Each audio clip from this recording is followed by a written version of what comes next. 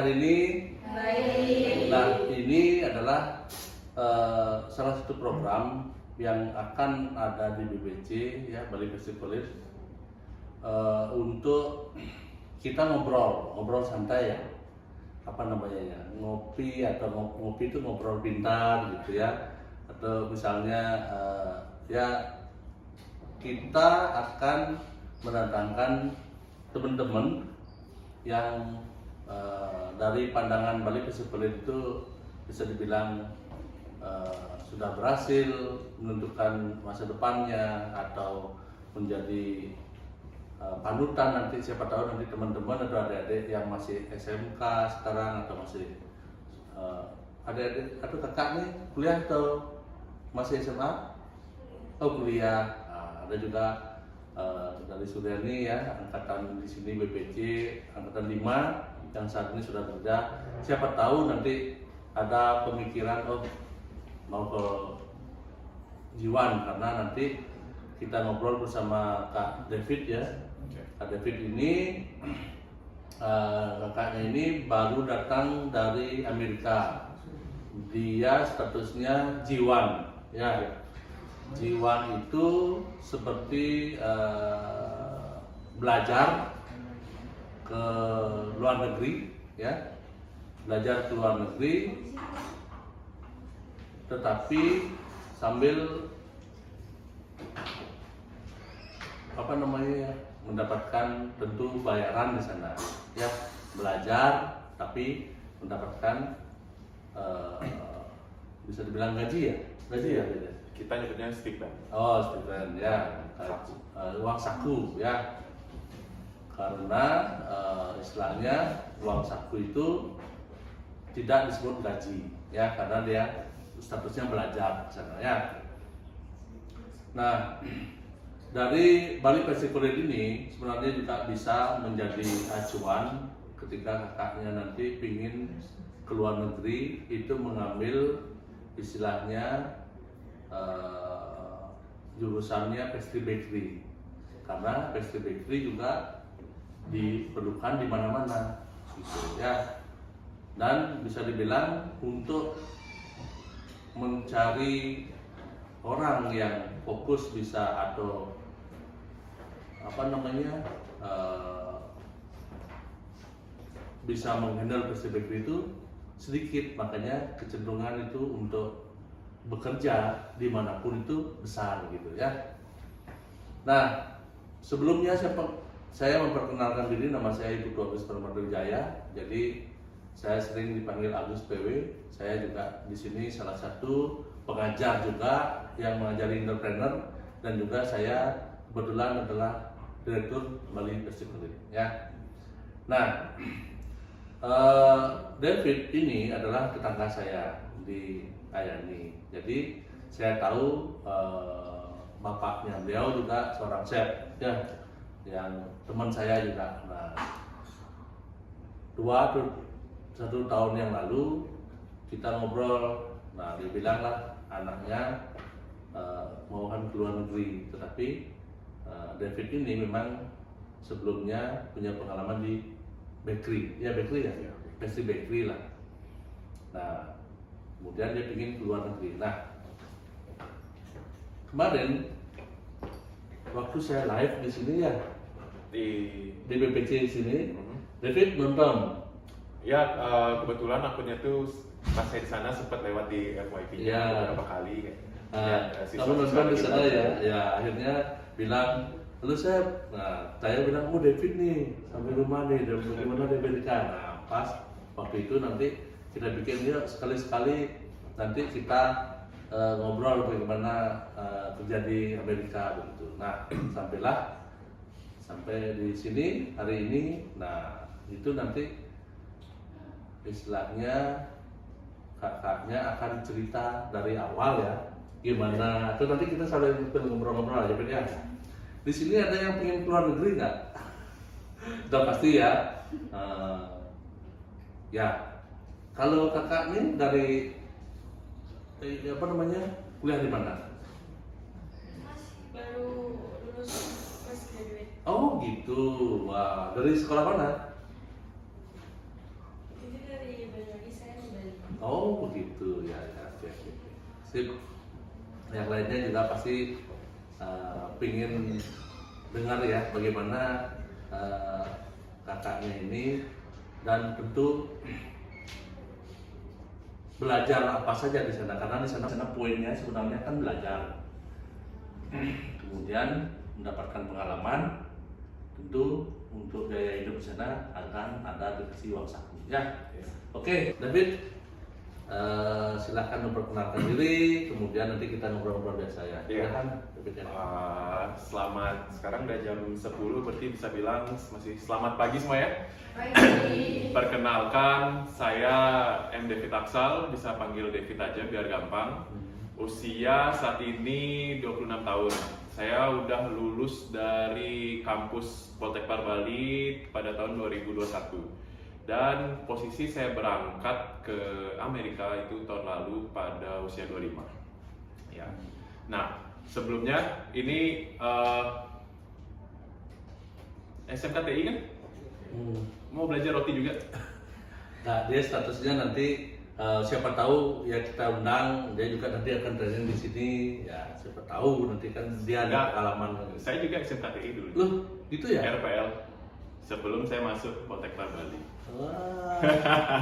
Gak apa-apa, kayak saya kayak ngeliat masa lalu, oh TI udah mulai hilang arah di TI.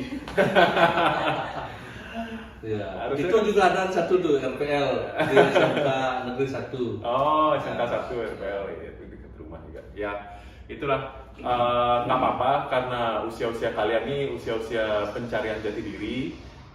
Istilahnya di awal saya bilang jangan takut gagal, itu aja dulu. Nah, sebelumnya ini kan datang ke seminar J1, kalian udah familiar belum apa itu J1 atau apa itu istilahnya training ke luar negeri? Kira-kira nggak usah tegang, kayak kasih tahu aja mungkin apa yang ada di kepala kalian, nggak apa-apa, salah nggak apa-apa, jangan takut salah, nggak apa-apa, jawab aja. Mungkin ada bayangan kayak oh J1 nih kayak gini kak, oh J1 nih kayak gitu, nggak apa-apa, kasih tahu aja. Ya. Program belajar sambil bekerja selama 1 tahun. Iya, durasinya ada yang 1 tahun, ada yang 6 bulan, ada yang 3 bulan. Program magang sambil belajar ya. Ada lagi? Oke, aku jelasin secara singkatnya. Jadi J1 itu program dari pemerintah Amerika, nama visanya. J1 itu jadinya nama visanya. Jadi kan kita kalau masuk ke Amerika tuh ada klasifikasi visa, kayak ada visa J1, ada visa C1D yang dipakai sama Chef Agus buat di kapal pesiar dulu. Nah, itu golongannya untuk kita itu visa J1. J1 itu apa? J1 itu visa untuk kita melakukan cultural exchange atau pertukaran budaya, yang dimana harapan dari pemerintah Amerika itu ketika kita datang ke sana selama setahun, kita bisa mempelajari budaya mereka dan mereka bisa mempelajari budaya kita. Nah, J1 itu pesertanya nggak dari Indonesia aja, banyak dari negara Thailand, Malaysia, Filipina, banyak dari South Africa. Artinya seluruh dunia ya? Iya, tapi mostly negara Asia sama Afrika. Oh. Iya, J1. Ada juga dari Spanyol gitu. Nah, nanti di sana kalian dapat teman-teman baru yang non Indonesia. Nah, kalau program J1 yang ada di Bali, ini kan mostly banyak yang dari agen-agen yang menawarkan kalian untuk berangkat dengan status J1. Nah, jadi J1 itu dibagi menjadi 2. Ketika kalian J1 dalam masa kuliah, itu J1-nya itu J1 internship jatuhnya. Nanti di visa itu ada statusnya J1 internship. Kalau kalian mengikuti program J1 seperti saya yang sudah lulus 3 tahun setelah kuliah, itu J1 trainee maksudnya. Nah, itu menentukan ketika kalian mendapatkan visa J1 internship, kalian bisa apply untuk J1 kedua dalam kurun waktu 6 bulan. Tetapi kalau seperti saya yang J1 trainee yang sudah lulus di atas 1 tahun baru apply J1 untuk berangkat, dan status saya J1 trainee, saya bisa apply-nya 2 tahun setelahnya. Nah, jadi apa tujuannya dari Pak Agus membuat seminar ini? Sebagai motivasi kalian untuk misalkan kalian ada uang nih atau ada ada modal. Nah, kalian bisa cari agent-agent dan mulai bertanya kayak gimana sistemnya J1, apa aja persyaratannya supaya kalian bisa dapat kesempatan yang lebih singkat dan bisa melakukan lebih banyak J1 lagi. J1 bisa dilakuin bisa sampai 3 kali. Itu aja. Sampai 3 kali 3 kali J1. Tapi setelah itu kita bisa bekerja, bukan sebagai belajar gitu, sebagai Ya, belajar gitu. kalau masalah bekerja atau enggak itu tergantung kita dapat sponsor atau enggak dari Amerika, dari perusahaannya gitu. Ada perusahaan yang mensponsori, ada yang enggak, tergantung. Itu dari faktor lucknya. Oke. Ya. Nanti adik-adik juga bisa, kita kan ngobrol nih. Bukan saya aja ya, siapa tahu nanti adik-adik atau teman-teman yang lain bisa sambil tanya langsung, Kak David, kalau gini seperti apa? Gitu ya. Iya, Ada apa-apa. sebelumnya? Kalau enggak saya nih bertanya. Gitu. Ya. Ya, oke. Silakan saudara. Dulu nanya. Oh saya. Nah, jadi gini David. Jadi kalau waktu David ke Amerika itu kan yang di sana itu langsung kita diterima oleh hotel dan langsung bekerja, terus Ya. langsung belajar ya. Ya. Nah, persiapan apa aja yang perlu kita punya ini sebelum kita ngelamar untuk J1 di sana? Persiapan. Skill, bisa dibilang. Ya. Boleh dapat. Yang pertama niat. Karena di sana kalian akan bukan nakutin ya, kayak kalian mungkin di sini udah terbiasa dimanjain orang tua, dicuciin, mungkin ya. Saya nggak bilang kalian, mungkin beberapa. Kayak saya kan nggak tahu keadaan rumah kalian. Nah, di sana kalian tuh bener-bener mandiri, nggak ada yang ngurus, kayak nyari rumah sendiri, transport sendiri. Benar-benar kayak kalian dilatih untuk mandiri. Jadi sebelum berangkat pastiin niatnya dulu. Kalau niatnya cuma untuk jalan-jalan ke Amerika, mending jangan. Tapi kalau emang niatnya untuk mencari pengalaman baru sambil belajar di Amerika, silakan berangkat. Karena tantangannya itu sebenarnya ada di sana, bukan di tempat kerja. Ketika kita harus adaptasi ke lingkungan baru, kenal orang-orang baru yang bahasanya nggak bahasa Indonesia, kita harus, ketika mereka ngomong kita harus translate tuh di kepala, baru kita tahu apa artinya nih gitu. Kalau kita ngobrol kayak gini kan udah ngalir aja.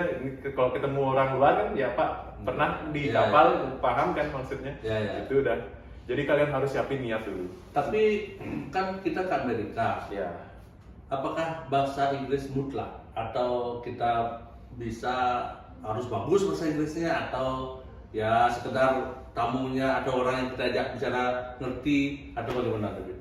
Nah, kalau semisal kalian ngelamar J1-nya as a FB service, yang mana itu waiter, waitress, hostess, yang kayak gitu-gitu, minimal, bukan berarti harus ada sertifikasi, tapi minimal kalian harus fluent atau lancar. Tapi kalau kalian di kitchen, di dapur, entah itu hot, cold, pastry, bakery, yang penting kalian tahu bahasa Inggrisnya, kayak ingredient tepung bahasa Inggrisnya apa, telur bahasa Inggrisnya apa, dan kalian bisa ngobrol secara bukan berarti harus lancar, yang penting dia paham, saya paham gitu, kayak sesimpel itu aja. Karena di sana nanti kalian banyak ketemu orang-orang yang dari Amerika Latin, yang mana dia bahasa utamanya tuh bahasa Spanyol, bukan bahasa Inggris. Mereka malah nggak bisa bahasa Inggris.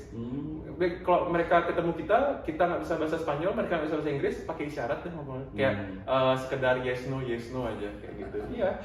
Ya, karena kan tidak semua orang di sana itu orang Amerika. Orang Amerika bahkan nggak bekerja di hotel ya. Iya, orang Amerikanya bekerja di kantor kayak gitu. Kita bakal sedikit nemuin orang Amerika. Banyak orang Indonesia pasti sana ya, banyak sekali ya. Banyak. Indonesia, Bali banyak sih, banyak banget. Nggak kurang orang Indonesia di Amerika. Artinya bisa aja nanti ketika bekerja itu sama dengan kita bekerja di sini. Ya. Cuman di Amerika gitu ya mungkin Ya, ya, karena di dalamnya mungkin orang Indonesia atau apa gitu ya. Mungkin kayak dari 15 cooknya atau brigadenya ada 3 orang Indonesia gitu. Jadinya nggak terlalu sendiri banget gitu. Oke, berarti awal mula niatnya David ke Amerika itu apa sebenarnya? Niat ke Amerika itu sebenarnya tujuannya apa? Karena sebelumnya saya backgroundnya, sebelum saya berangkat J1 itu saya kan kerja di salah satu pastry shop yang ada di Bali. Tujuannya tuh untuk studi banding, dalam arti kayak saya udah bisa semua produknya mereka dan saya rasa mereka nih one of the top, dalam arti kayak salah satu pastry shop yang terbaik, dan saya pengen belajar lagi di negara lain. Karena saya pikir kan kayak pasti setiap negara tuh beda-beda cara mixingnya, cara shapingnya atau cara bakingnya. Nah saya cuma pengen tahu itu, dan memang saya pengen punya pengalaman hidup di luar negeri. Itu lecutan pertamanya. Ya.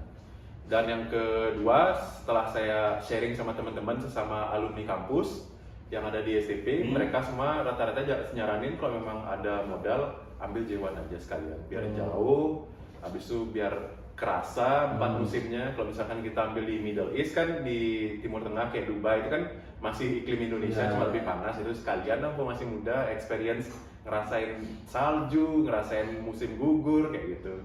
Tapi pada intinya J1 itu menurut David bagus nggak? Dalam artian kamu enjoy nggak kerja sana, atau tertekan atau gimana gitu misalnya? Enjoy ya? banget. Karena apa yang kita keluarin tenaga tuh sebanding sama apa yang kita dapetin. Dalam arti kayak kalian berangkat J1 dan setelah kalian dapat gaji di sana, habis itu kalian setelah balik modal baru kayak kerasa, habis itu tabungan nambah. Nah itu salah satu semangat juga.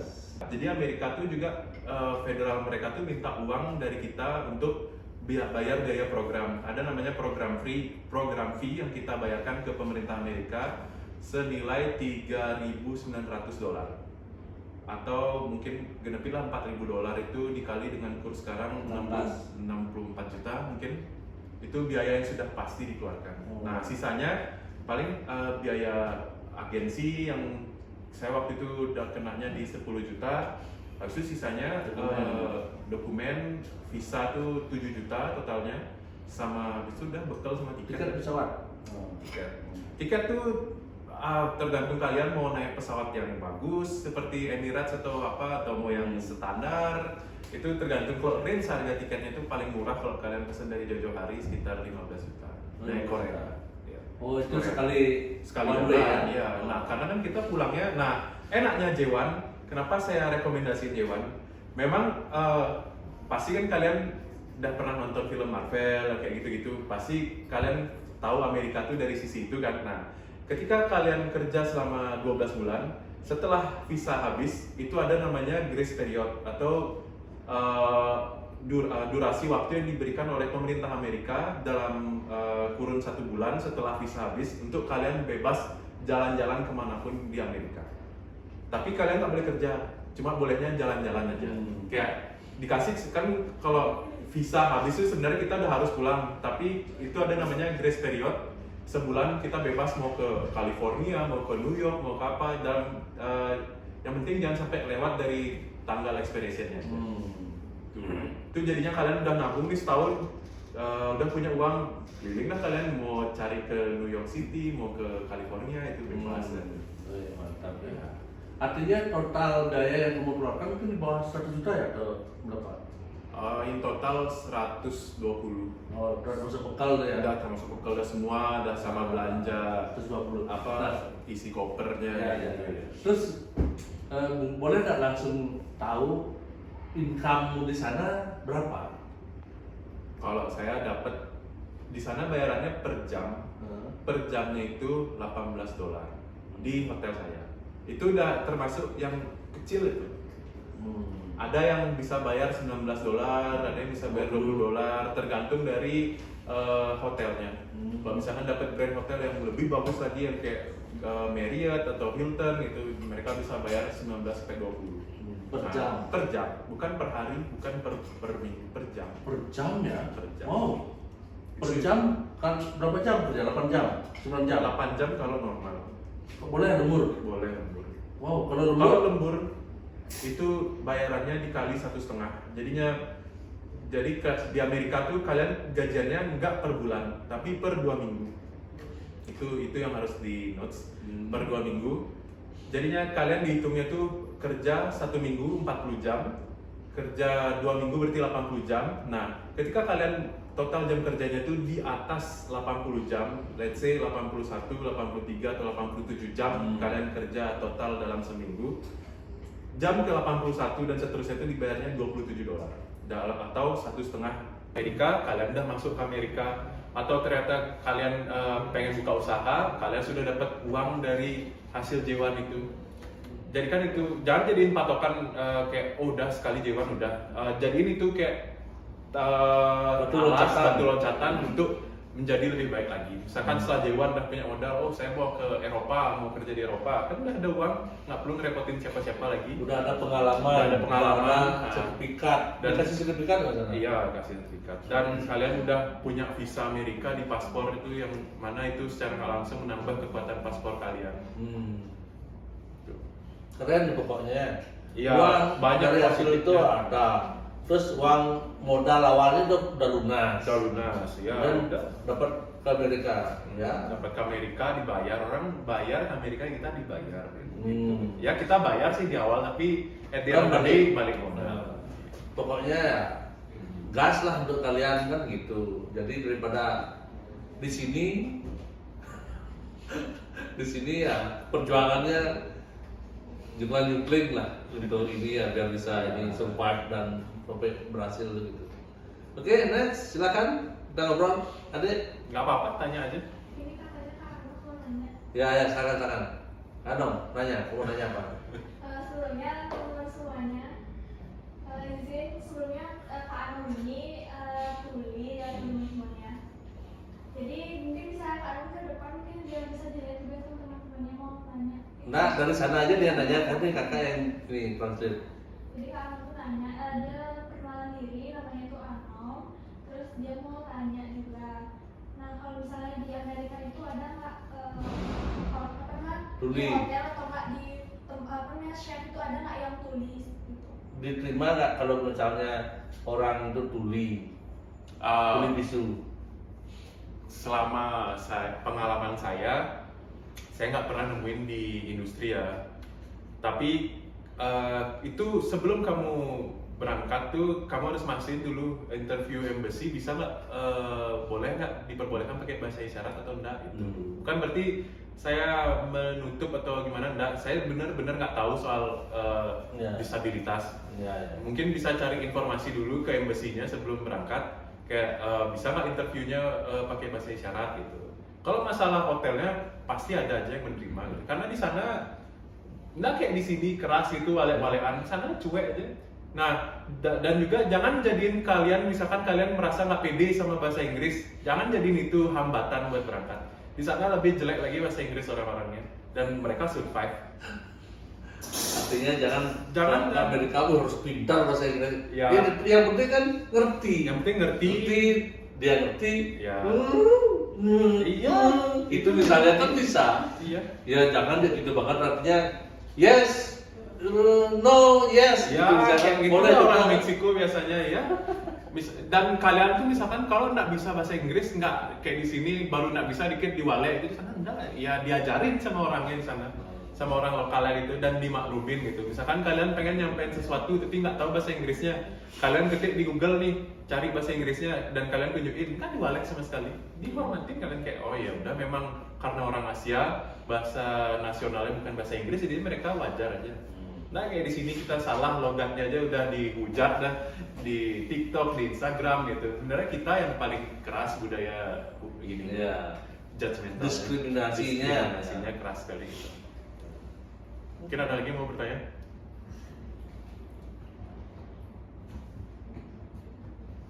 Kalau ngajak pacar boleh nggak ke sana? Boleh, yang penting keduanya lolos, Iya, gitu, iya. dapat visa dan sebagainya. Artinya boleh di sana bekerja as husband and wife gitu, boleh ya, dalam satu perusahaan. Oh enggak, Enggak, Jiwan ya? tuh harus yang belum menikah. Oh, gitu. Ya itu udah deh. Kalau memang udah menikah salah satunya bisa berangkat, nggak bisa kedua. Ya, Aku nanya sebelumnya, kalau misalkan nih saya dengar, kan ini saya nggak di daerah sini sebenarnya, Neranasi, tapi saya penasaran kalau misalkan nih kakak lo J1 udah langsung kita kerja dalam suatu hotel itu, kira-kira di sana ada nggak masa training atau pelatihan dari pihak hotel untuk kita, atau kita langsung dikasih handle suatu guest atau tamu gitu? Nah, kita nih kesana training kan statusnya, kita Belajar. diajarin dulu. Mereka nggak expect kita langsung punya skill. Yang penting kita tahu dasarnya aja dulu, kayak misalkan mixer bahasa Inggrisnya apa contohnya tepung bahasa Inggrisnya apa, telur bahasa Inggrisnya apa, susu bahasa Inggrisnya apa, sesimpel kayak karena mereka punya standar sendiri dan mereka tahu orang ini kan training. Ya kalau memang ternyata mereka berangkat dan ternyata bisa langsung tanpa diajarin, mereka bakal lebih bersyukur. Tapi ternyata kalau semisal kamu nggak tahu, diajarin dulu. Tapi ya masa pelatihannya itu kayak misalkan masa orientasinya itu seminggu, ya kalian harus cepat juga bisa belajarnya karena kan mereka ekspektasinya kalian udah jauh-jauh pasti kalian pintar gitu. Nggak mungkin udah jauh-jauh orang yang males gitu. Tuh. Artinya ini hotel ke tempat tinggal itu naik bus apa atau Iya. misalnya gimana kalau terjadi busnya nggak ada atau boleh grab nggak, kita ada grab seperti itu. Iya. Itu modelnya ya, orientasinya itu selama seminggu itu apa contohnya? Enggak, orientasi ketika Di kalau hotel. orientasi kan kalau misalnya Pak pernah di hotel kan kita masuk tuh ada new hire orientation. Ya, pengenalan ini Lingkungan apa, ini hotel, apa. ownernya siapa, itu kan orientasi yang sifatnya universal, bukan orientasi yang sesuai sama bidangnya. Itu orientasi itu biasanya 2 hari sampai 3 hari tergantung dari hotelnya. Nanti kan setelah itu kita baru kayak oh kamu di kitchen A, kamu di kitchen B, kamu di restoran A. Nah nanti di sana ada supervisor kan, atau apa bahasa Indonesia supervisor?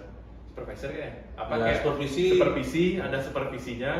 Itu dah yang memantau kalian. Oh kalian orang baru bisa apa aja kalian gitu. Coba kita cocokin dulu yang kamu bisa sama yang kita mau. Gitu. Nanti kalau misalkan ada yang kurang baru diajarin sama supervisornya. Kayak gitu. Jadinya jangan takut kalau kalian nggak bawa skill karena kalian kesana tuh as a trainee, as a intern gitu. Artinya ke sana mereka udah tahu bahwa kalian itu belajar, Ya, bukan bekerja gitu ya. Untuk bekerja. Tapi jangan nol banget ya. At least sebelum berangkat di sini belajar dulu apa Pelatihan ini. dulu kan. Ya pelatihan biar nggak bawa nama Bali jelek gitu. Soalnya di sana dikenal orang Bali itu yang paling datang langsung nggak usah diajarin apa kerja. Oh, Dan paling bisa bagus lah nih, modalnya yang ya. bagus dan bagus nama Bali di sana di Indonesia. Terus masalah keamanan atau ada pemberlakuan jam malam atau misalnya aman nggak malam-malam keluar gitu di sana? Oh namanya keluar malam itu pasti harus ada perhatian ekstra. Dalam arti kayak ada aja kejahatan malam, apalagi kalian lihat Amerika di film-film kan kayak ada penembakan kayak gitu. Tapi kalau di state saya nggak ada kayak gitu. Maksudnya selama saya setahun di sana nggak pernah nemuin kayak gitu. Tapi tetap dihimbau sama pihak hotel kayak kalau misalkan nggak ada keperluan malam jangan keluar. Kalau misalkan keluar pun naik Uber. Oh, Naik Grab. Gokar ya di sana kan Uber. Uber Ya. Naik Gokar, jangan jalan kaki atau naik sepeda karena rawan dibegal kayak gitu-gitu. Ya tetap lah. Artinya di mana aja, ada seperti itu gitu ya. Sama deh kayak di Bali. Tapi kalau masalah jam malam nggak ada. Orang saya aja shiftnya jam 3 subuh. Iya. Jam 3 subuh Udah harus di sana. udah harus ini sama dengan waktu di rumah di sini ya, Ya, bukan pagi-pagi kan baker, kan. ya. Ya baker. Kak David ini baker, jadi dia baker itu salah satu bagian dari pastry tapi yang khusus untuk bakery ya. Nah untuk produk gimana? Sama nggak produk-produk yang dibuat di sini sama yang di sana? Apa sama ya? Kalau roti itu mirip, ya sama lah anggapannya croissant tuh ada, mau sukla ada, yang kayak gitu-gitu ada semua. Tapi metodenya jauh berbeda dari yang kita lakuin di Indonesia. Jauh berbeda. Mereka negara subtropis. Kalau summer mereka punya caranya mixing sendiri. Kalau pas winter mereka ada caranya mixing sendiri. Gitu ya? Kalau di sini kan kita lembab terus, di sana Ya. kadang lembab, kadang kering gitu. Ya, itu dah di sana dah kita belajar hal barunya. Ada nggak yang di sini ada, di sana belum ada? Yang di sini ada, di sana belum ada gitu. Nah. Nggak, Roti manis itu ada di sana? nggak ada. Oh ada. Nggak ada. Sama, tapi metode buatnya yang berbeda. Oh metode buatnya. Nah, metode buatnya berbeda. Itu dah kayak kita di sini negara tropis panas mixing pakai air es. Di sana kebalikannya negara dingin mixingnya pakai air panas supaya yeastnya mau hidup. Gitu. Dan misalkan di sini kita masih pakai fresh yeast yang balok tuh, Ya. kalau di sana udah nggak bisa Pakai mati. ini Pakai modelnya. kalau nggak sourdough sekalian dry yeast Ya, langsung. mother dough-nya langsung. Iya, ya. pakai mother dough-nya. Mother dough-nya di sana pakai tepung gandum supaya dia banyak nutrisinya, tapi efeknya jadi lebih asam karena nyari oven springnya yang lebih strong gitu. Contohnya kayak gitu. Oke. Ada lagi yang mau bertanya mungkin? Tentang biaya, tentang agensi apa aja yang bisa gitu. Agensi di sini mana aja ya? Ada berapa banyak yang dapat tahu? Kalau agensi yang offline yang ada kantornya di sini, ada konsultan visa yang saya tahu NIAC Bali, sama kalau mau yang paling terjamin BDM langsung. BDM. Tapi ya Bali Duta Mandiri punyanya STPBI, Oh. yang di STPBI di Jalan Itu Kecap. mahal nggak bayarnya? Lumayan mahalnya tuh karena mereka harus ada deposit. Ya, itu sebagai jaminan buat kalian pulang. Kenapa mereka minta deposit? Nah, nanti ketika kalian di Amerika, ketika di bulan ke-11, bulan ke-12, banyak pasti rayuan-rayuan dari kuping kiri, kuping kanan, dari orang-orang teman-teman kita yang maaf ya mungkin Ilegal. overstay overstay dan menawarkan kalian opsi itu. Nah, BDM tuh nggak mau hal itu terjadi, makanya mereka mengadakan opsi harus ada deposit, dan depositnya itu cuma kita yang bisa boleh ambil setelah kita pulang. Oke, karena saya juga punya teman ya, jadi dari kapal langsung jam shift atau dia pingin stay di Amerika, gitu. Karena masuk Amerika susah banget. Begitu dia jiwan, dia baru pulang seperti yang bilang Kak David tadi, aku di sini aja dah. Jadi, tetapi kan banyak banget orang ilegal di sana kan. Banyak, kalau bilang banyak banget yang overstay, dan memang Overstay itu ya. sudah lumrah di Lumrah, sana. ya. Ya. Cuma secara hukum salah, Hmm. tapi kalau dibilang lumrah. Dan Ya, bahkan kita hampir mudah-mudahan. 50% orang imigran di sana Hampir 30%. 30% yang 30% populasi Amerika itu Overstay. imigran, ya. ya. Dan yang overstay kita nggak tahu angka pastinya. Di sini banyak banget orang Indonesia, apalagi orang Bali. Artinya ketika dia ke sana, dia nggak pulang gitu. Karena ketika dia pulang, dia akan di deportasi ya, Ya, di blacklist. Artinya ke Amerikanya nggak boleh lebih, misalnya lagi 10 tahun baru boleh ke sana gitu. Ya. Tapi ketika dia sudah sampai Amerika, dia sampai di sana saking asiknya dia membuat uang gitu, dia Ya. kirim ke rumah gitu. Misalkan banyak teman-teman Ya. seperti itu di situ. Dan istilahnya dia kesini itu, dan bahkan dia sudah menjadi punya green card ya di sana. Ya, Dia bisa. nikahi orang Amerika dan sebagainya, salah satunya seperti itu. Dan dia kesini itu sama kayak bule vacation. Dia kesini itu liburan, terus dia balik lagi karena dia punya usaha di sana. Iya. Dan semua itu banyak sekali loh. Banyak sekali. Karena ya birokrasi di sini terus terang ya tantangannya kalian tahu kan begitu, kalau di Amerika itu jauh lebih ini ya. Apanya? Lebih menjamin bisa dibilang Iya. kualitas hidup dan lain sebagainya kan Iya. gitu ya. Gitu makanya orang segitu karena umur 19 dia bisa mencetak uang 45 juta istilahnya per bulan.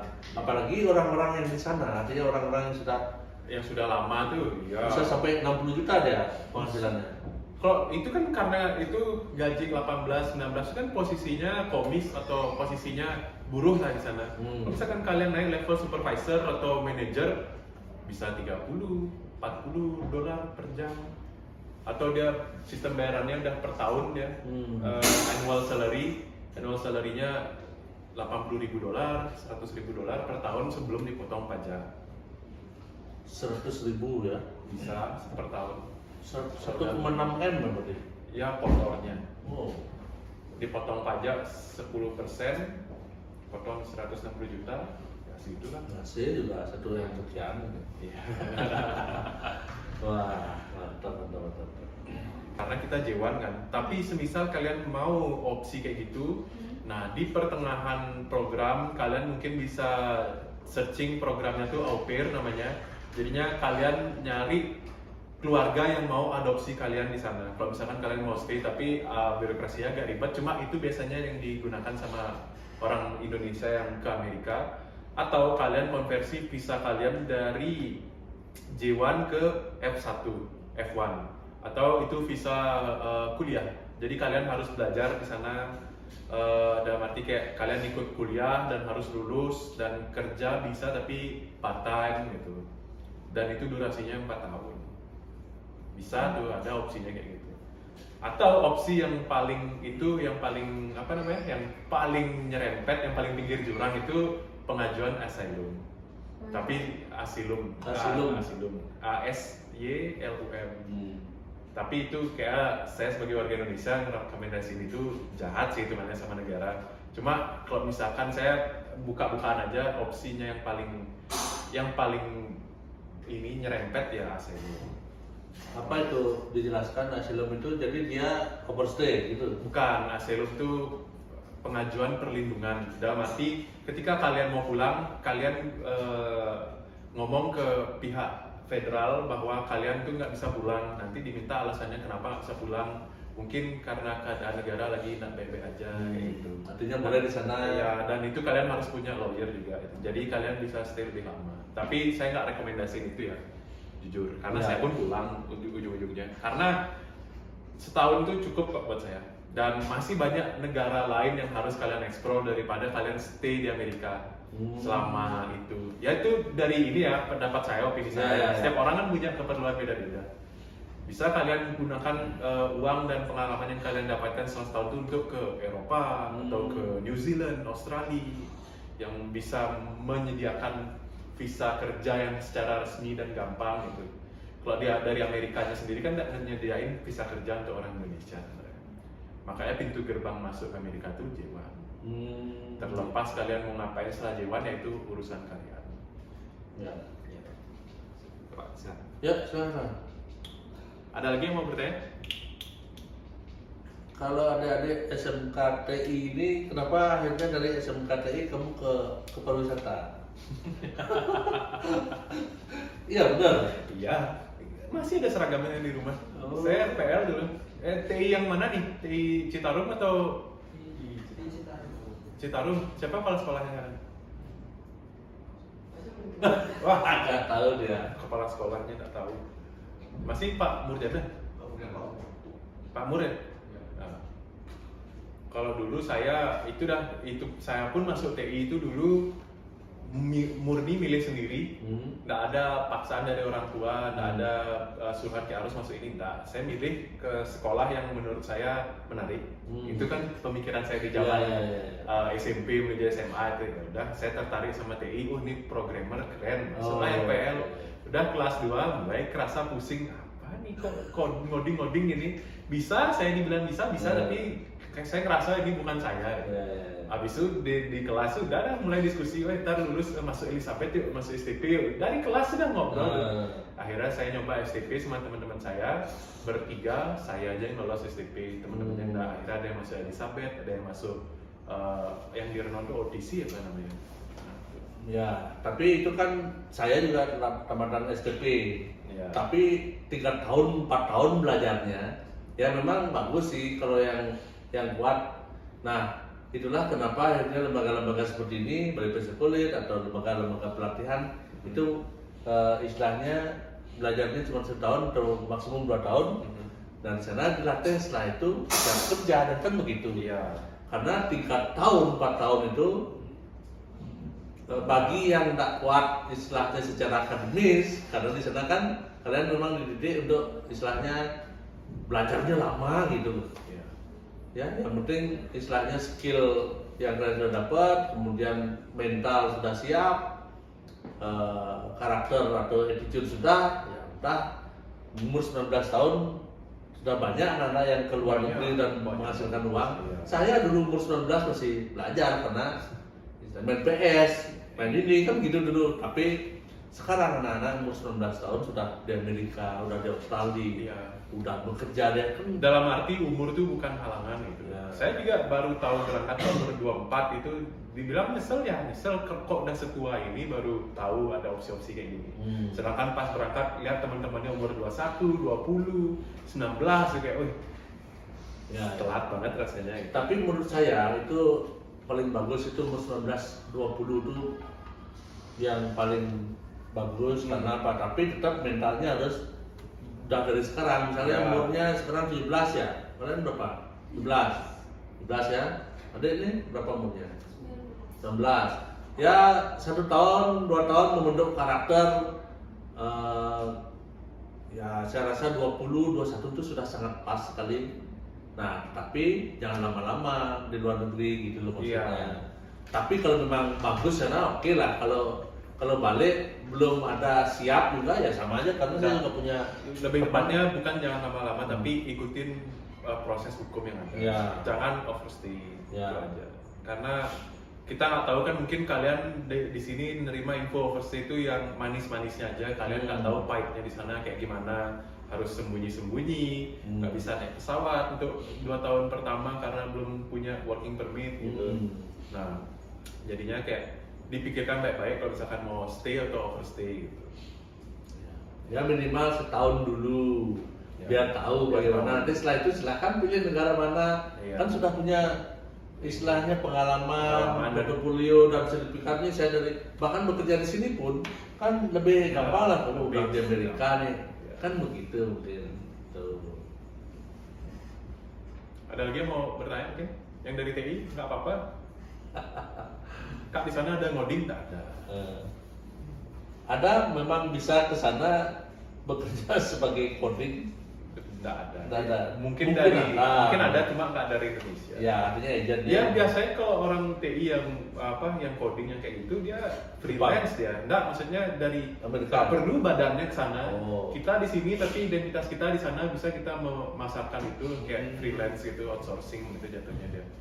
Nggak perlu kalian sampai yang ke Amerika. Sekalian dari sini kerja remote loh bahasanya. Ya tapi kan kalau menurut saya sendiri lebih bagus ke sana dapat tahu Ya. negara Amerika seperti apa kan begitu. Kalau saya pernah juga di Amerika di darat itu enak sekali rasanya. Enak. Benar-benar tersistem, kemudian Sistem. apa yang kita cari itu semuanya ada dan berjajar rapi di Walmart dan lain sebagainya. Itu pengalaman luar biasa. Kadang-kadang saya kangen di pingin ke Miami, pingin ke Los Angeles seperti Iya. itu tuh karena kita kalau di kapal pesiar ya kita 1 atau 3 hari sampai 3 hari itu di darat Amerika dulu. Setelah itu baru kita diantar ke kapal pesiarnya. Jadi ketika kita di hotel itu selama 3 hari itu kita jalan-jalan ke downtownnya, ke ini, luar biasa memang Amerika itu. Ya. Benar-benar di sana sistemnya yang benar-benar jalan. Kita naik bus tepat waktu mereka. Tepat waktu. Kemudian Schedule-nya sinkron juga Iya. di Google Maps. Jadinya Google Maps bilang jam 7.10, jam 7.10 datang busnya gitu. Nggak perlu aplikasi apa-apa. saya kadang-kadang kalau kangen gitu suasana Amerika ya saya dari YouTube lihat ininya beritanya, kemudian suasananya saya cari Los Angeles gitu misalnya ada di sana YouTube yang membuat Ya. perjalanan Los Angeles seperti ini gitu. Nah, pokoknya bagus. Bagus, bagus. Kalau ada yang di pojok belakang, yang cewek dari mana nih? Ya, Dari Labuan Bajo. Labuan Bajo. Jauhnya. Ada di sini sekolah atau di mana? Mau ikut. Oh di sini. Oh, oke di Bali bisa kuliah. Oke. Pengen ke Amerika juga atau kemana? Tujuannya apa nanti dengan kuliah di Bali bisa kuliah? Pengen buka usaha sendiri. Oh buka usaha. Oke. Kalau buka usaha, trainingnya di sini juga bagus ya. Ya, bagus. Di bakery sini bagus ya. Yang ada di Bali. Ya. Kiblatnya. Oke. Ada yang ingin bertanya lagi? Billy ada yang ingin bertanya lagi? Billy? Sudah berarti? Oke, saya minum dulu kalau gitu. Oke. Nah, kemudian planningnya bagaimana? Kapan mau berangkat lagi kira-kira, David? Ya, nunggu karena saya statusnya J1 trainee, saya harus nunggu 2 tahun untuk bisa ngelakuin J1 kedua. Oh, gitu ya. Jadi sementara saya nunggu, saya kerja dulu di sini. Oh, tapi bakal balik ke sana Ya, sebagai jiwa. Sebagai J1. Kenapa tidak jiwa artinya bekerja misalnya di sana lewat agent yang ini resmi gitu misalnya? Nah, itu dah nanti mungkin saya akan coba peluangnya ketika saya di sana, saya akan mencari visa Sponsor. kerja, Oh, bisa. sponsor kayak gitu. Kalau orang tidak jiwa ke sana berapa gajinya seperti yang normal yang David tahu? Tentu tidak 20 ya. Iya, lebih tinggi, bisa 25 gitu karena dia udah bukan trainee lagi. Kalau misalkan udah visa kerja lebih mahal lagi dibayar. Tapi dia juga menuntut pengalaman yang tinggi. Oh. Ya, gitu.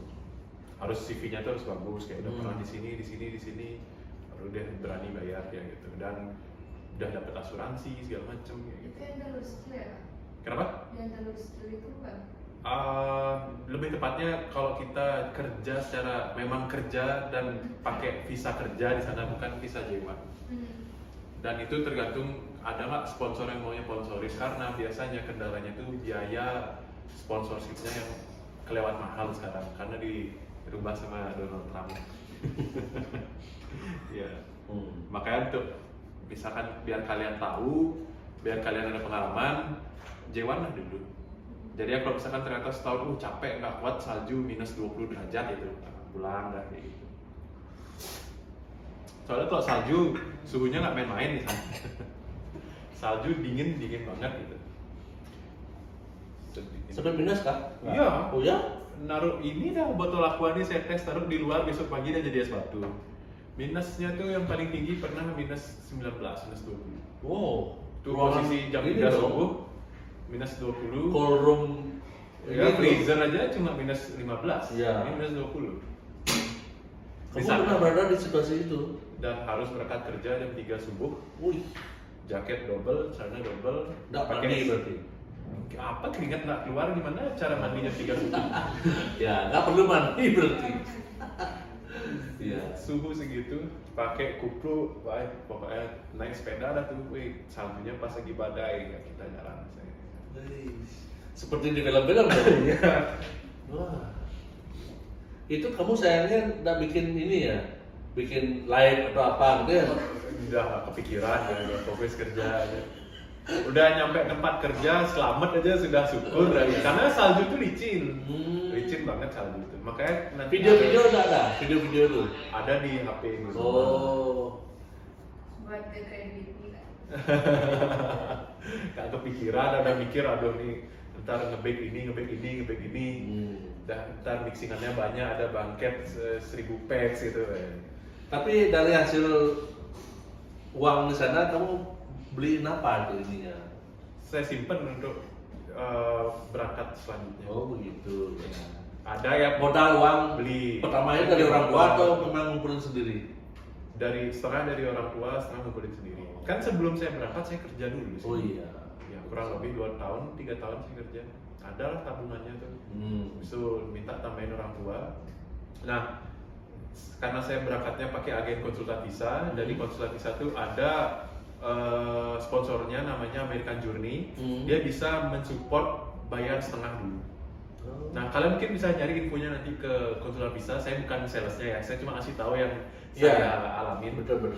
Jadi ya berangkat tuh total saya bayar, total saya nyediain uang tuh 70 juta. Oh. 75 Oh, juta dulu ya? Iya. Karena setengahnya dibayarin dibaratkan dulu gitu atau? Ya, nanti setelah kita nyampe sana baru kita dipotong gaji per paycheck sejumlah $200 sampai lunas.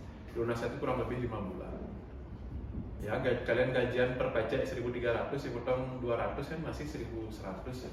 Ya awal-awal irit-irit lah dulu. Tapi seirit-iritnya masih layak kok hidupnya. Ya, artinya karena saya waktu gaji pertama juga umur berapa ada ya, umur 22 atau 23 udah beli laptop, udah beli kamera, udah beli apa baju dan sebagainya kan, karena kita impikan itu dari SMA pengen beli laptop, pengen beli kamera, pengen beli mobil gitu ya. Saya beli gitu dulu, hasil dari jadi payah sendiri itu enak banget rasanya gitu.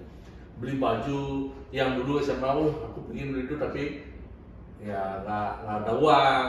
Kalian gitu nggak sekarang? Ya pasti, Pasti ya. Saya nggak Bikin ngerasain sesuatu, gitu. lihat mama atau bapaknya Aduh. nggak enak rasanya minta uang ke mereka, padahal pingin beli itu gitu. Tapi nanti ketika kalian sudah kerja, apalagi di Amerika atau di luar yang bisa menghasilkan lebih itu pun Kalian itu bisa nanti bahagiain orang tua juga, Ya. bisa beliin mereka keperluan yang ada di rumah, itu ada kebanggaan tersendiri. ya. Nah, sama ada satu agen yang dia nggak ada kantornya di Bali, kantornya itu di Jakarta, tapi udah banyak teman saya yang berangkat dari agen ini kalian bisa cari di Instagram namanya HRC Internasional. Jadi kalau di HRC Internasional itu, sepengalaman teman-teman saya yang pakai itu, kalian cuma perlu nyiapin uang tiket sama uang visa. Kalau di jumlah mungkin sekitar 25-30 juta, sisanya nyiapin bekal. Nah, ketika kalian sudah sampai sana, baru gaji kalian itu dipotong selama setahun, kayak dipotong 200 per paycheck sampai kalian selesai program. Nah, itu mungkin bisa jadi opsi buat kalian yang lebih ekonomis lagi, karena kayak 30 juta, 40 juta kan sudah reasonable banget itu. Dan itu teman-teman sudah saya, termasuk uang tiket. jadi kita di awal tuh cuma perlu nyiapin uang visa yang senilai 8 juta itu, sama uang tiket. sama uang tiket ya, Bekal. sama bekal sisanya. Ketika sudah kerja, sudah dapat gaji, baru dipotong untuk uang programnya yang 60 juta itu. Oke, nanti info saya apa namanya dia? Oh iya, bisa dicari di Instagram HRC Internasional namanya. Kalian bisa chat adminnya langsung di sana. Oke, oke. Ya, HRC Internasional. Itu banyak teman yang pakai dan ke Amerika berangkat sama aja. Cuma karena kantornya nggak ada di sini, jadi kita benar-benar ngurusnya tuh online. Online itu sendiri berarti bisa ngurus itu ya? Memang mereka cuma ngasih kayak panduannya, kita ngurus sendiri. Oh. Ke embassy sendiri, ini sendiri, itu sendiri, Ya, ya. medical check up sendiri. Kalau di konsulat visa, kita kan bisa nanya, Kak ini gimana caranya, Kak ini gimana caranya, ini harus ngapain. Buat appointment ke embassy yang biasanya paling tricky itu, oh bisa kita bantu. Kalau di SRC, kita harus belajar sendiri. Ya ada tuyulnya lah dikit, tapi Ya. worth it kok buat dicoba.